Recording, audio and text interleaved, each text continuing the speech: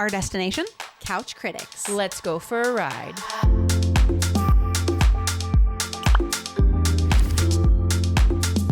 Welcome to Girls Trip. We are returning to one of our, you know what? I'm going to call it a classic now. Yeah, it's classic. It's a Girls Trip classic by now, which is our Couch Critics session, where we each take a different form of media, typically podcast, book, and something visual. Something you can watch. TV, movie, something of that sort. And we are sort of wrapping up our whole series on organization, closets, decluttering, all that fun spring stuff by bringing you something along those themes. I don't really know what we're all doing. We have not discussed. We've not discussed. That's true. So it's going to be new information for us as well. So kick us off, Joy. So I have always loved everything Marie Kondo. But however, I do feel, not that Marie, you're not old news, but I do feel like it's kind of been there, done that a little bit. Like we've definitely referenced her a couple times, and people definitely know her by now. They know her deal. So I wanted to go a different direction, and I came across these two ladies. Just gonna look up their names real quick so I make sure I don't butcher them. Brandy Larson and Ryan Eland, I believe her name is pronounced, but they're actually sisters. So super, super cute. They have their own business, and they made a show on Amazon Prime called Sorted Out. That's the name of their show.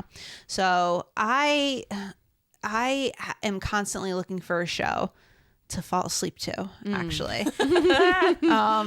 Which is probably not a great way to start. But, You will fall asleep. I am always looking for a good, like, downer show. Not like a Debbie Downer, but like a downer, like a colors or like something that's just like relaxed. Everyone's like, I can't wait to watch this show. I promise it gets better. So typically my go-to is Great British Bake Off. Yes.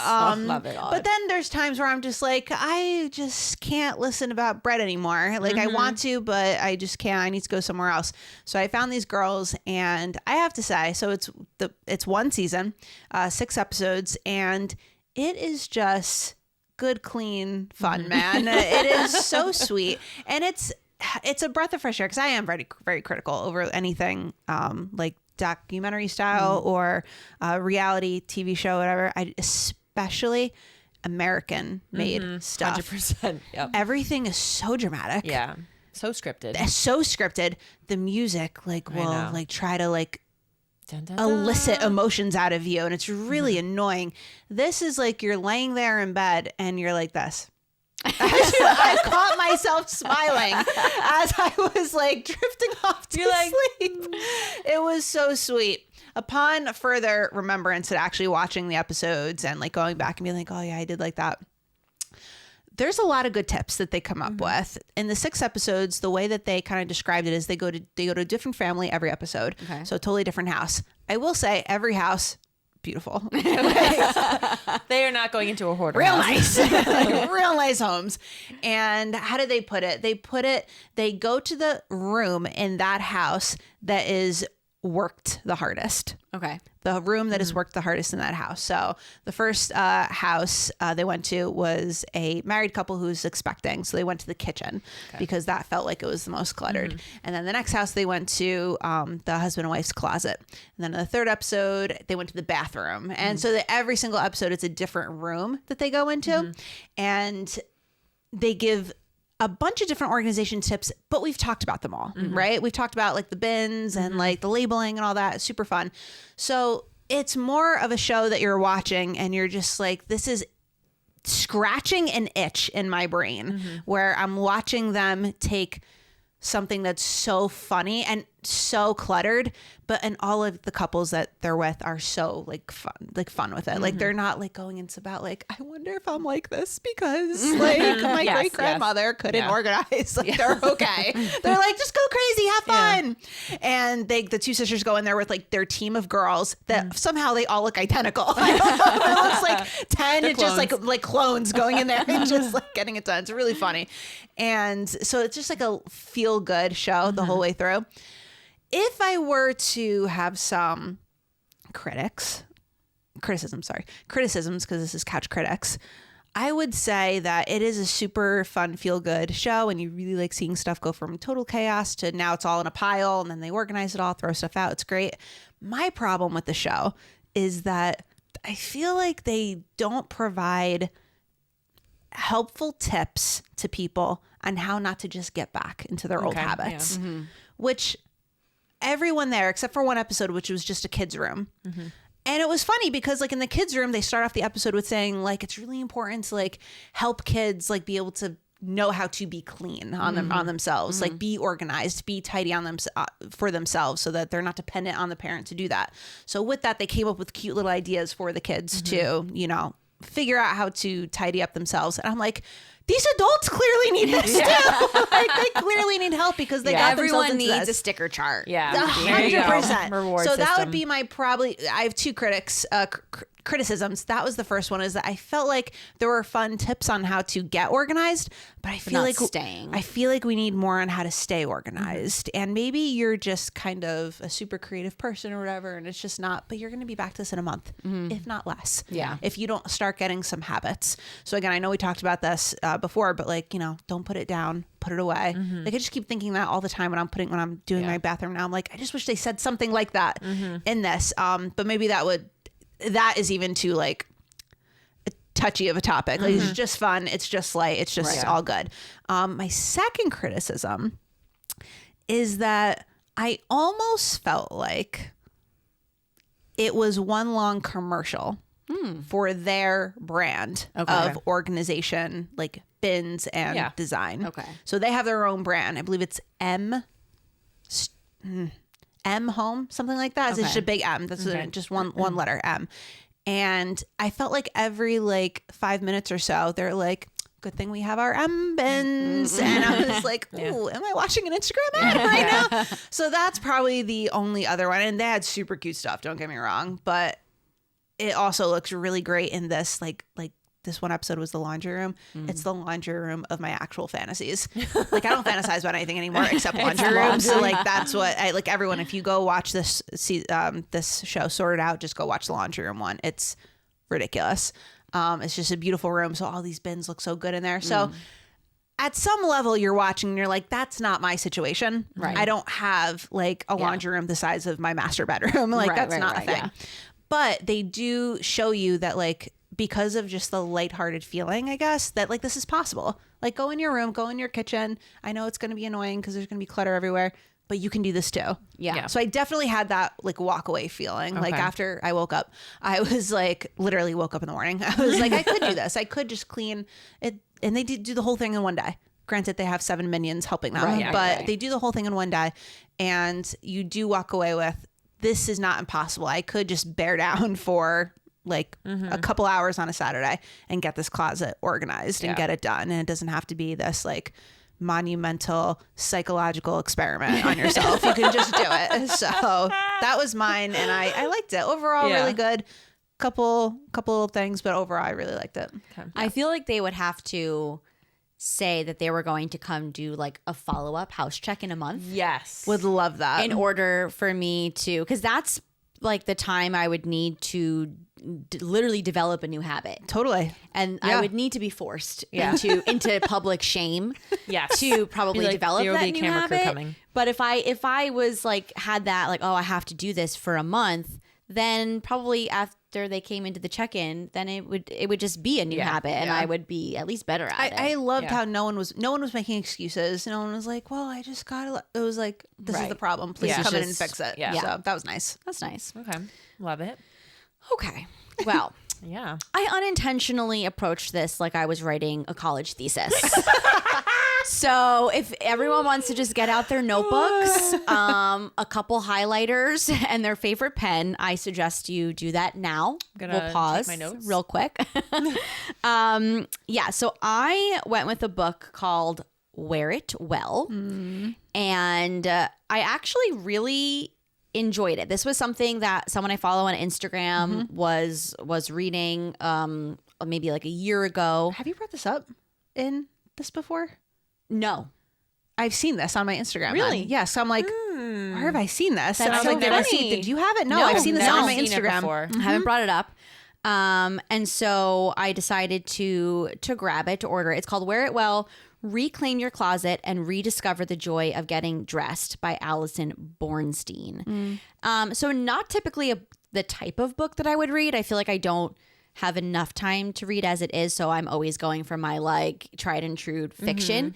I'm not reading a lot of this type of book. But I found it very enjoyable. It's like graphically, I mean, you guys probably won't really be able to see it on the camera, but it has some like really nice images. Very cool. There's a lot of just like broken up with different like it's a cool book. text and sizes and stuff like. So it's very like easy to read on your eye. It's not just like, oh my God, that's such tiny little text across the whole page. It's really nice. Yes. I did go through with my highlighter as I was reading so I could remember the points that I wanted to bring up. But I did really enjoy it. So I'm going to kind of give you a crash course now. I'm ready. In what I learned. There's a lot more in here. It's very dense in a good way. So you won't get all of it. But I'm going to read you the introduction because I feel like this just sets you up for her whole like philosophy. So it says, so she's talking about, you know, really why does this matter type of thing. And she says, that's because when we look good, we feel good. And when we feel good, we access our confidence. The whole day goes better, a little easier. And those good days stack along with a sense of happiness from being comfortable in our own skin, which can also extend to those around us. And I love to amplify that sense by making the extra effort from head to toe. And I have always been a big believer in that, that the way that you dress and present yourself affects how you feel about yourself. It affects how others respond to you, react to you. And I just think it holds a lot of power. So I was hooked from the start.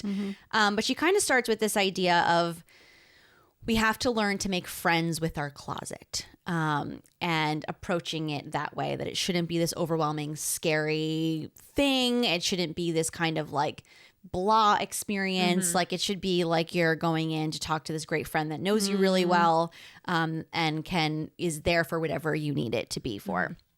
And the whole first portion is a very like emotional kind of thing that she goes through first. And she kind of is like, you have to take time to be quiet and hear and then respond to those like critical voices in your head that have kept you from feeling excited or interested in getting dressed. So whatever those things are that you're holding on from sixth grade, from postpartum, whatever it is that you're hearing when you're getting dressed, like I don't have this type of body or I don't have the time to get dressed or like whatever it is, like sitting with those things, acknowledging them, and then like letting them go. And moving on from that. And so let's see. She kind of gives a couple of different steps. But the one thing that I did make note of, because I thought it was funny, because it was the total opposite of what I did when I did my closet clean out. She was like, you know, most people think that the first step towards re-envisioning your wardrobe is to be really forceful, to go into your closet and rip things out and just get rid of things, which is basically what I did. And she was like, that's not the way to authenticity. And you're like, well, where are those bags? Too late. But she was kind of like, you know, you have to be gentle with yourself and approach it with a curiosity, because you need to use the process to actually learn. Like, how did I get here? How did I end up with this stuff in my closet? Why am I not satisfied with it? And Because how can I do it differently? Cycle again and again. Exactly. It makes sense. Yep. Exactly. So how do I do that differently? And not, you know, does my closet reflect who I think I should be, but like, what is the happiest version of the real you? And how do we make it reflect that? So she has what she calls the AB closet editing system, which it turns out was just named after her initials, Allison Bornstein. Cute. So here are the steps, okay? Everyone, get your pens ready. Joy, I don't know what. Okay, find your phone. So step one. Just here. Until Lauren's face. Step one, she says, is to pull out the regulars. These are the things that you wear the most. It's not the things that you wish you wore. It's not the things that you love the most. It's the things you actually wear the most. So she's like, whatever that is, whether it's sweatpants, if that's what you're wearing the most, if it's your business attire, like whatever clothes you are genuinely wearing, going to over and over again to pull all of those out, literally out of your closet and see them all. And then like stare at them a little bit. Be curious. Ask them these closed questions and say like, what are the common themes here? They're speaking to you. What are Okay. the common This is a themes? whole experience, this book. You have to really commit to it. But like, are there certain colors? Are there certain silhouettes that are repeating in your clothes? And then how do you feel about it? Are you happy with that? Or does it make you sad to look at the fact that these are the things that you're wearing most She's a often? psychologist? We Like, are what's so no, happening but right we now? are so on opposite ends of this because mine was all none of that. It was like we don't have time for that. Right. Yours is only that. Only that, So yes. that's so interesting. Yeah. Okay. So really getting into that and knowing like what your baseline is about what you're currently going to. And the thing that I really liked, which made it more relatable, was that she uses a lot of like real life clients as examples to kind of walk you through. So it doesn't feel so theoretical. You're like, okay, Suzanne, tell me, whatever it is. Tell me about your process. And she actually started these like FaceTime consultation things during COVID. Because she's like, so many people's lives changed during COVID and maybe their closets no longer matched what their life was like and they felt a little lost and, whatnot. So that was interesting. So that's step number 1 for the A/B editing system. Number 2 is then to identify the nevers. These are things that you love, but maybe never wear. They're things that you hate, but never wear. They're things that don't fit, so you never wear. Identifying all the nevers and pulling those out. And then you break those down into 3 categories in the nevers. So the first category is no never. So that's stuff that you are willing, ready to acknowledge that it should go. We're going. Like it definitely doesn't fit you and it's not going to, or it's really out of style, or you don't like it. You don't Why like is it it. even in Yeah, your closet? sure. Like, get rid of that. It's moving on. The second category is not now. So those are things that, you're kind of like in the middle. Maybe you're not quite ready to part with. I have items in my head as you're That saying are popping this. up that for whatever reason, like you're just not ready to let go of, but you also don't wear. And she's like, keep that in a pile. Like basically once you identify those, sort of like bag them up. Okay. And then give yourself 3 months. Okay. And if you don't go into that bag and pull that out to wear it, it needs to go by the end of those 3 months if you haven't sought it out. And then the third category is the hows, which is things that you love, but you don't wear because you don't know how to style it. Right. So you pull it out, but then it just keeps going back in your closet because you're like, I don't know, I don't have the right pants to wear with this, or I don't know where to wear this to. That's or a real thing for sure. whatever it is.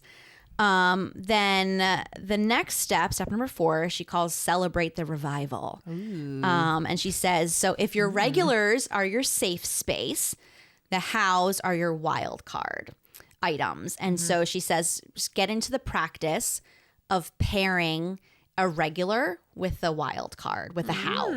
Okay. And maybe you'll start to expand the horizons of your wardrobe No, I by like that. like pairing those things together. So she's like, maybe you have your, favorite t-shirt that you wear all the time, and you have this leopard blazer like I was wearing yesterday that has you not sure how to style. Like try wearing those together and, you'll have a comfort item, Yeah. but, extend a little past it. Okay.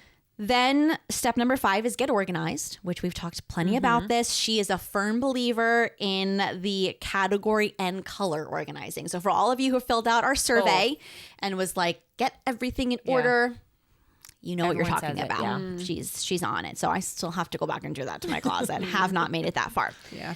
But I really liked this. This is one of the quotes I highlighted because she says, your closet is a working space, not an archive. That means it's a sacred space that's always reflecting who we really are and who we're becoming. So I think that whole idea, like it shouldn't be an archive of the past where things getting dusty or just in there. Like it should be things that are actively being pulled out and used and, whatever. So I really liked that. Okay, so that's the AB method of editing your closet. Okay. is her one big like theory that she goes. And then the second one is what she calls the 3-word method. And she says this is to help you access, accentuate, and amplify the details of your personal style. And the idea is that this trio of words will be sort of an anchor for your transformation that you're trying to put your closet through. And it will reflect where you are, what you love, and where you're heading. And I think we're actually gonna in maybe 2 weeks come back to you and do this exercise, and kind of share in case you guys want to do it along with us. But she actually provides this like really helpful word wheel in the book that helps you sort of navigate this exercise. Cool. But word number 1 is supposed to be a very practical word defined by your regulars. So that's your comfort zone, what you already feel confident in, your go-tos of when you pulled all those clothes out. Your second word is supposed to be aspirational, a word that's guiding you towards like what you want to be looking like and wearing. What is happening intense. right It's intense. This is It's intense. Rebecca's mind is being blown. I'm like, this is about a closet? Yes. About a closet. This is, I'm telling you, This she's is not like, you about, have to like, fully you know, commit. No, Think this is about not goals your in closet. life. No, this is your closet. Right. And then the third word is the emotional counterpart, which is describing how you want to feel in your clothes. I love it. I need this. I need it. I'm a little bewildered, but it sounds I need like it. a Therapy session right here. Like, I know it's helpful. I just didn't know that someone went to these lengths to Yes. make it happen. And Okay. it doesn't feel so intense when you're like reading it because there's more space to breathe in between. I'm just giving you like All the the bullets. major Yeah, highlights yeah. and bullets. And it's not overwhelming, yeah, but it's just like different. You're like, well, Yeah. But I think because it's been on my mind so much that when I want to go shopping, I do want to be more intentional. I don't Okay. just want to buy stuff because Yeah. it's pretty or, you know, whatever. Nobody got time for that. Maybe, like, I'm not saying that a 18-year-old wouldn't benefit from this, but maybe there's a different perspective. Yes. In our 30s. Yes, going to, I think sure. I'm definitely going to a new place of not all the fast fashion, but wanting pieces that, you know, I want to, as I go through my closet, be like, I could be happy pulling out anything because I love every piece and I Yeah. feel good in every piece. Yeah. And so anyway, so you end up with these 3 words that are describe, you know, what you already are, what you want your fashion to be, and how Okay. you want to feel. Which How you want to how you want to feel. And I thought this was helpful. She was like, the trick is not to look at each item with the expectation that it will tick all 3 boxes. Okay. That would be overwhelming. Yeah. But to create a cumulative effect in the looks that you pull together that holistically generates the energy you'd like to send out into the world. And then she kind of goes on to say, like, you have to know the rules to be able to break them. Yep. So, like, she says, you know, lean in to your 3 words when you feel overwhelmed or uninspired and break out when you need a breath of fresh air. So it was a very interesting, like, thought exercise because it was harder than I imagined it would be to, like, land on what my words were. And I kind of went through a couple of different ones, be like, oh, I think maybe this. And then as I kind of sat with it, I was like, actually, I don't think that does describe what I really want. And she gives some examples of like celebrities and what their 3 words would be to like okay. help you visualize a little bit. But even though it sounds a little like woo in therapy, I do think that I will keep that in the back of my mind. Like when I'm trying to decide, is this something I want to spend money on? Sure. Yeah. Is this something that, you know, I really want to buy? Like, is this, she says, like, is this what future Lauren would want to wear?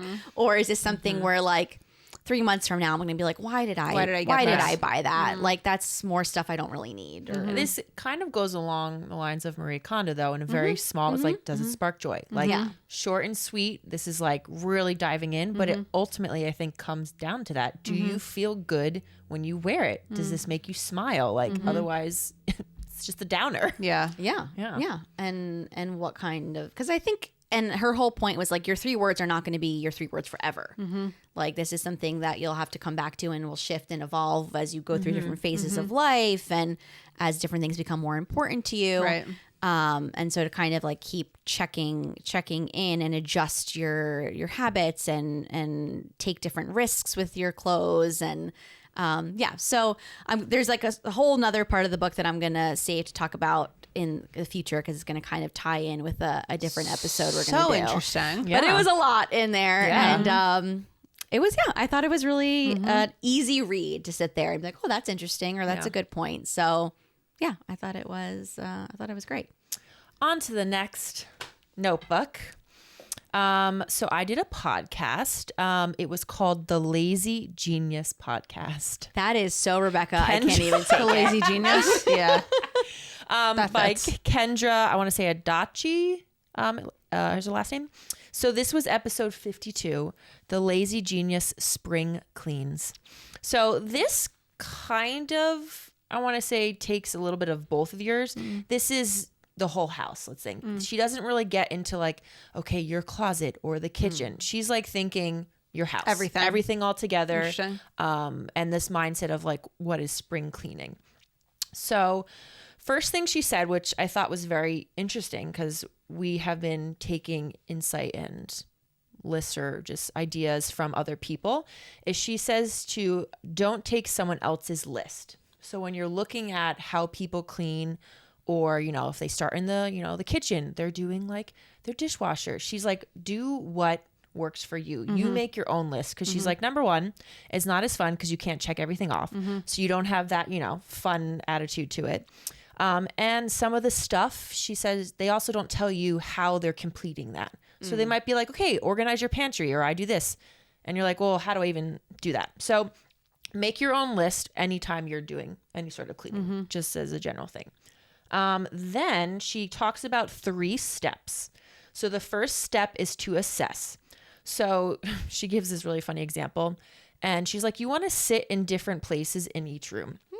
So if you would normally go into your kitchen, like say from the very big entrance and just like look out, what are you seeing? Okay. You normally see the sink full of dishes or whatever, the countertop full of stuff. She talks about her being in a bedroom, and she's like, I was laying down and my daughter was with me because she just likes to cuddle under the covers, my kind of girl. And she's like, I'm looking up and I'm seeing all these cobwebs. She's like, oh, okay. I haven't dusted it a little bit. So just gave a funny example, but she's like, you don't notice certain things. Yeah. She's like, I don't need you to lay on the ground, like, and look underneath, you know, desk or whatever, but try to look in other areas you wouldn't normally go to. And then she's like, when you're in a room, write down every single thing that needs to be done or that you see. So if you're in the kitchen, listen, I'd be there forever. She's like, you list every single one of them. Wow. Dishwasher, Unload the dishwasher, whatever it is, fold the laundry, But every single thing gets a point. Then, so that's number 1, assess. So, and she said you can do this in each room, like one at a time. You don't have to do the whole house one day. Like that's not the point. This can be, again, like a cumulative thing, maybe by the end of the week. Then the next one is to categorize. So you look at your list. Say again, we're just going to use the kitchen. You're going to have your daily ones, which is, you can put the letter D, weekly, monthly, quarterly, and yearly. So again, we're thinking spring cleaning. So it's maybe not things you do all the time. That's why she has quarterly and yearly and even monthly. So you're going to now categorize every single one. So she's like, you're going to slowly start to develop what you call a baseline clean. So that's something that you're going to want to do every single day. Yeah. Okay. She's like, you don't want to add stuff to your daily list that really should be a weekly thing or that maybe should only be a monthly thing. She's like, you want to go through it and think in the eyes of not what should I be doing and what is realistic. It's going to be different for you versus me. And then she gave another example. She's like, okay, we're thinking about our, comforters and blankets. Do I wash them once a year? Yes. Like, should I be doing that monthly? Yes. Yeah. But I just don't do it. That's so you're real. going to do... You're not going to think, oh, so-and-so is observing me. This is your list. So you have your list. And then again, she's saying to go through it, put your letter D, W, M, Q, and Y. Then from there, you're going to set your intentions. She's like, this one can be, again, very different for everyone. So you're going to look at your list, and did you put way too many on your daily list? She's like, look at it. And it basically was saying, does this spark joy? Or do you feel overwhelmed? You're like, I have 10 things on this list. I will never get to them. I need to put some of those on my monthly. And then it's kind of like a domino effect. She was like, you can't put everything for a yearly cleaning, so let's be realistic. But she's like, maybe do we need to, shampoo the rugs once a year? Yes, that does not need to be a monthly or even quarterly thing. You can do that at the end of springtime when there's a lot of mud or whatever it is, whatever works for your family. So you're going to go through every single category with that.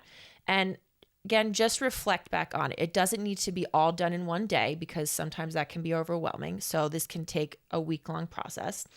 And you really want to give yourself achievable goals. Again, something she was going back to. You're a mom. She's like, just if you have a life, you are not going to be able to maybe get even 4 or 5 things done.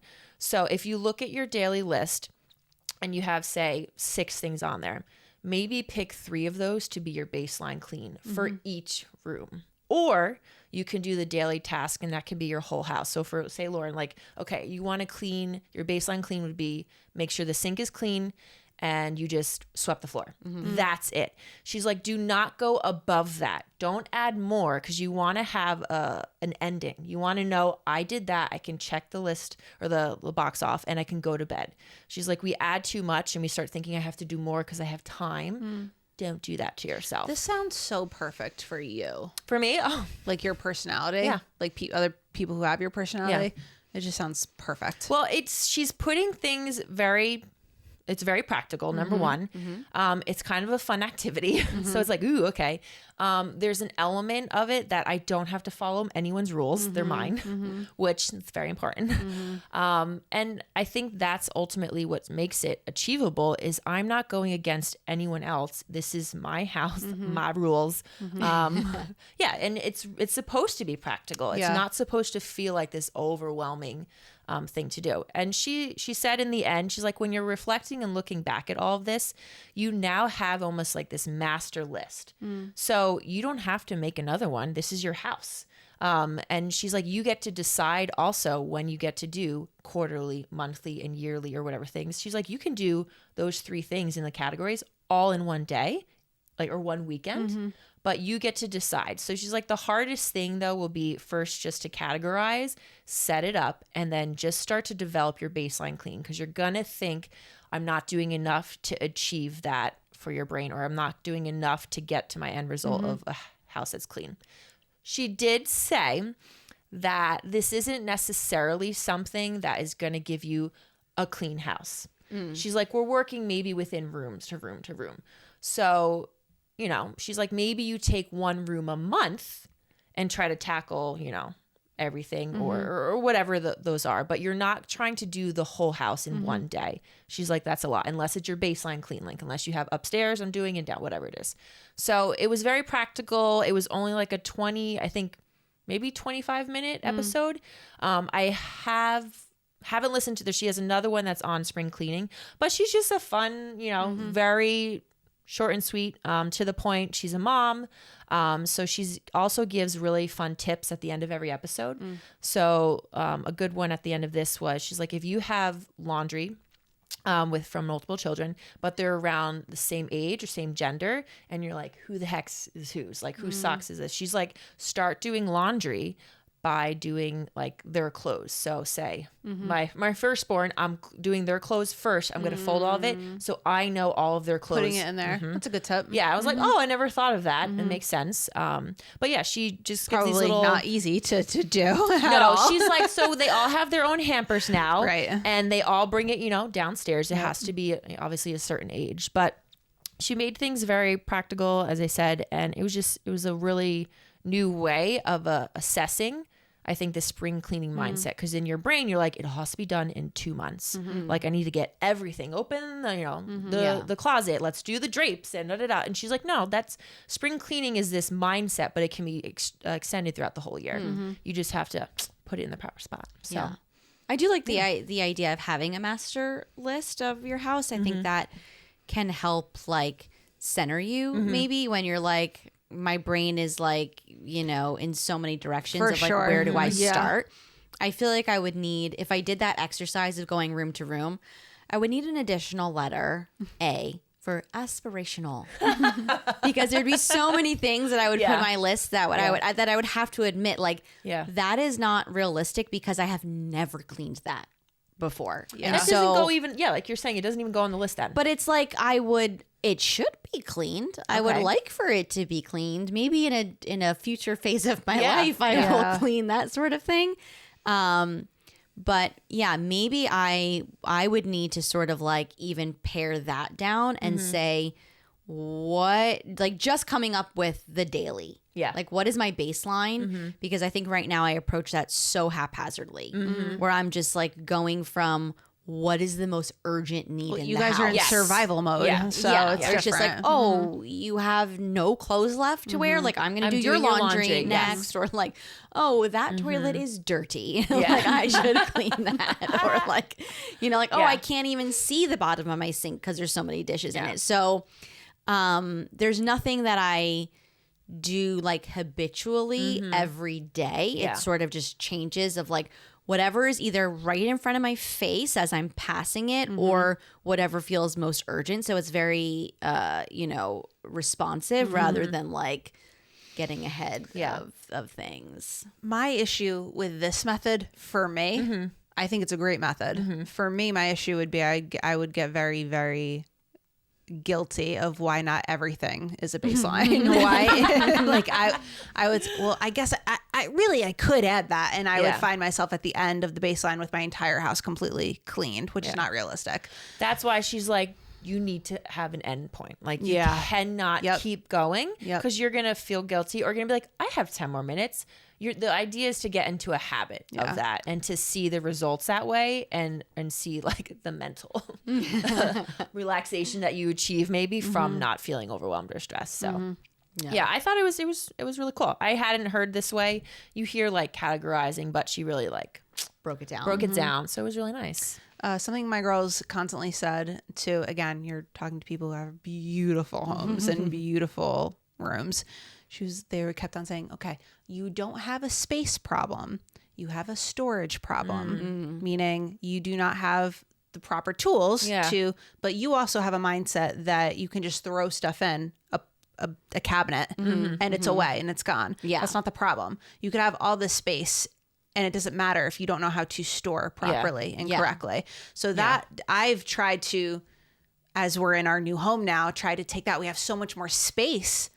But that doesn't necessarily mean that everything's just going to fit if I don't adopt the right strategies to make my storage function for me. So that's probably a really good tip that I remembered as you were talking. That I was like, I'll take that away. Yeah. Yeah. And I think sometimes like when you do take on an organization or decluttering project, and you're aiming to keep it that way, then if you have that master list, then you'll be able to maybe shift things around and be like, this makes more sense now. So like when I took on the kids' clothes that they had outgrown, which was like such an overwhelming project and took like all day, and then I was exhausted.